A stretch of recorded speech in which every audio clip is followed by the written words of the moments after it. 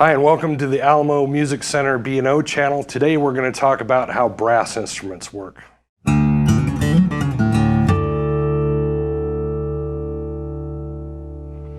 Hi, my name is Jason Buckingham. I'm the institutional sales manager and brass player.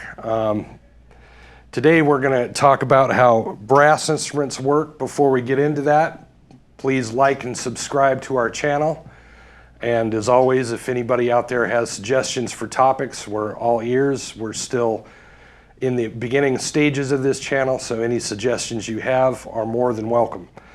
But today's topic is just a real brief discussion about how brass instruments work and why you might want to come and play one before you make your purchase.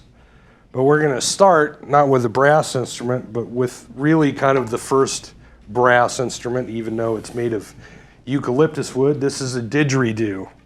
They are native to Australia, and a lot of the same principles that govern this govern my euphonium. So what these instruments do is they harness what's called the overtone series, and the overtone series is what makes all music go, all harmony go. With the didgeridoo, you're dealing with the fundamental pitch. I don't remember what the fundamental pitch of my didge is here, but this is what the fundamental pitch sounds like on a didgeridoo.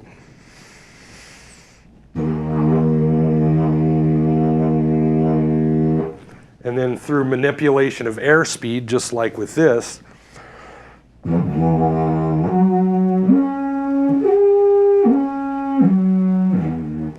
you can move around from shelf to shelf.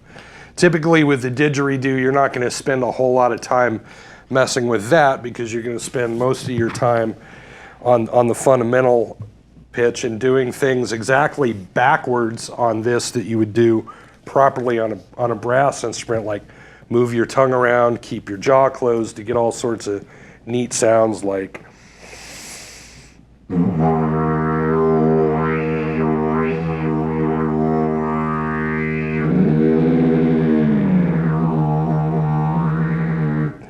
sing through it, you move your tongue forward and back, and when we start really getting into tone quality on this, I'll demonstrate what that sounds like and how bad it sounds on a euphonium.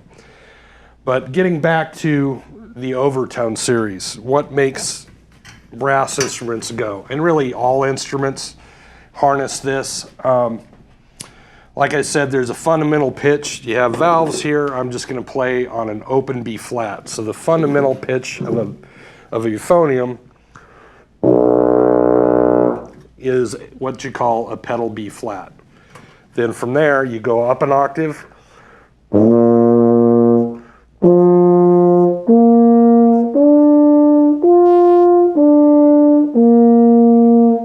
And if you have good ears, those last three notes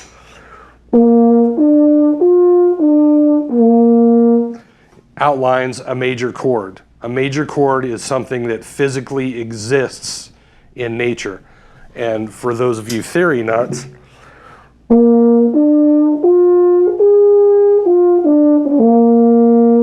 that top note is the top note of a dominant seventh chord. So if you're a blues player, you certainly know all about dominant seventh chords. The one thing I don't think most people realize is these chords physically exist in nature. They're naturally occurring things. With a brass instrument, if you want to think about airspeed as the same thing as a string on a guitar, I'm not going to get into the math of it, but they're the same thing. The length of string and where you put your finger on the string is analogous to what you're doing to manipulate airspeed on a brass instrument, so you're able to move from pitch to pitch.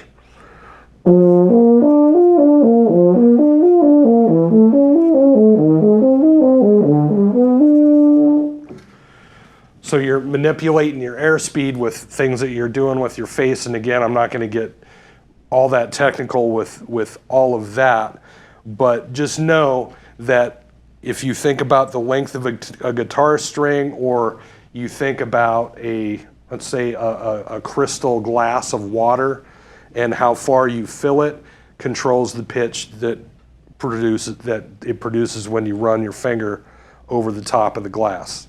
It's the same principle. Sound is a naturally occurring thing, and chords are a naturally occurring thing, which is pretty interesting. With a brass instrument, airspeed and is the same thing as a guitar length, right? So if you have a string that's a foot long, you pluck it, you get a sound. If you go halfway up, it sounds an octave up. It's like that. Like my airspeed is twice as fast. Mainly I'm using my jaw to speed the air up, but again, I'm not going to get super technical with that. Then when you start pushing down valves, you're making the horn physically longer, so you're moving down by half steps. And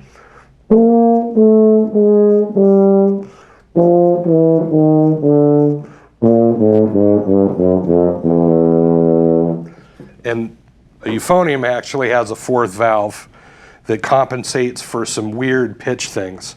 The one thing that's unique to really all wind instruments is just because you tune one note, it doesn't mean that the whole instrument is in tune. It is not. Every single note has a different pitch tendency. And with larger and like smaller horns, like a piccolo trumpet, they've added a fourth valve that compensates for the 1 and 3 combination. And you can hear, that's pretty sharp. That should be closer to pitch. I haven't tuned my fourth valve slide, but that's why you have a fourth valve slide. So when it's time to buy an instrument, the one thing that you want to do is actually play it, and I would highly recommend putting it on a tuner so you can see where those pitch tendencies lie. There are a couple notes on every brass instrument which are kind of really bad, like my tuning B flat, that pitch, a major second up from that is a concert C. And if you have really good ears, you can hear how flat that is. And then I'm lipping it up, or I can use an alternate fingering, which may or may not put it in tune. But you use the valves to kind of manipulate which partial of the overtone that you're on. So when it's time to buy an instrument, that's one note that you want to check out. Is that concert C or a written D on a trumpet going to be something that's predictable? And we've talked about the difference between beginner horns, intermediate horns, and professional horns. One really big difference is how much you're able to move within that note without the pitch distorting. So on that concert C we're talking about,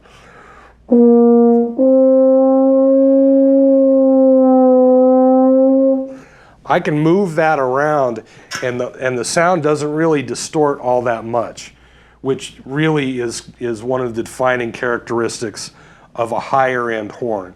On a beginner horn, you're not going to have as much play inside of that shelf, if you will. So again, when you're coming to buy an instrument, play it. See where those pitch tendencies are. See if they're manageable. And hopefully, and with the advent of factories and whatnot, instruments are pretty predictable instrument to instrument to instrument. There are some cheaper horns out there on the market where that's not true, but with your big manufacturers like Conselmer, Yamaha, Jupiter, etc., you're going to have predictability from horn to horn to horn. But you still really should play it, especially with the mouthpiece that you're used to. So you really are getting familiar with what you're going to need to do to be successful with that instrument. So as I mentioned a little while ago, What I do on a didgeridoo is pretty much exactly backwards from what I do on this to get a good sound. And as a brass instructor, learning how to play didgeridoo has been really pretty valuable to diagnose issues. Like with the didgeridoo, like I said before, when you move your tongue around in your mouth, you get all sorts of interesting sounds.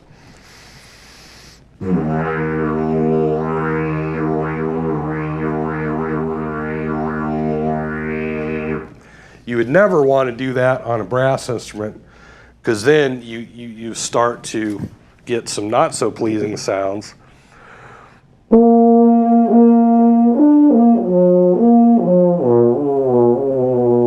So that sounds like almost every 5th grade beginning brass student I've ever heard, and that's an easy one to diagnose since their tongue is right up against their teeth.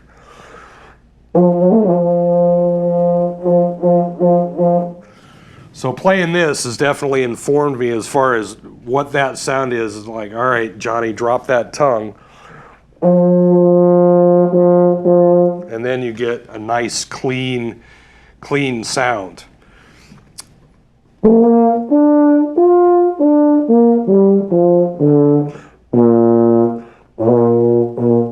Not good sound. Not good. Good. And sometimes as a teacher, like I'll have a student purposely do that just so they learn how it feels to play it right and wrong, so they learn that kind of tactile feeling of what it feels like to play wrong, because I think this is true of every instrument, but especially brass instruments, because you have so much of your body involved, your diaphragm, your hand, your face, your tongue, your throat. All of that stuff is involved in just simply making a single pitch. Learning what it feels like to do it wrong and right, the feeling of it is almost more important than the sound of it. So if you're a beginner player, or if you're a parent at home listening to your kid play and you hear this sound, hey, Johnny, you might want to drop your tongue, and it should feel like you're singing when you're playing, because there really is no difference between the physical act of singing and playing through an instrument. My throat is the same. I have to pick pitches out of the air just like a singer does, because if you push down a button on a brass instrument, unlike a woodwind instrument where you get the right combination, that note is probably going to pop out. With a brass instrument, you push down like first valve, a whole lot of things could happen if you're not really understanding where you are on the instrument and have that idea of what you want to sound like in your brain. So I think we mentioned this on one of the other videos. A wind instrument, and really any instrument, is nothing more than an imagination amplifier. You have an idea in your head, and hopefully you've practiced enough to where you can have that idea in your head.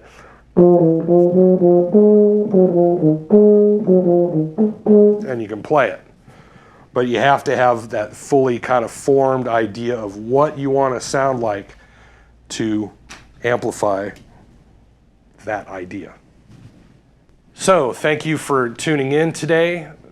Remember, when it's time to buy an instrument, you really want to get your hands on it and get your face on it if it's a wind instrument, so you really learn how it feels to play it, and really learn what you're going to have to adjust from your old horn to your new horn, and feel how much easier hopefully it is, especially if you're moving from a beginner horn to an intermediate or a pro horn. Learning what that feels like is imperative. So when it's time to buy an instrument, come on down to Alamo Music Center. We'll be here to help you out. Don't forget to like and subscribe. And again, if people are out there have a particular topic they want to hear about, please let us know through the comments. Thank you for watching today, and we'll see you at the store.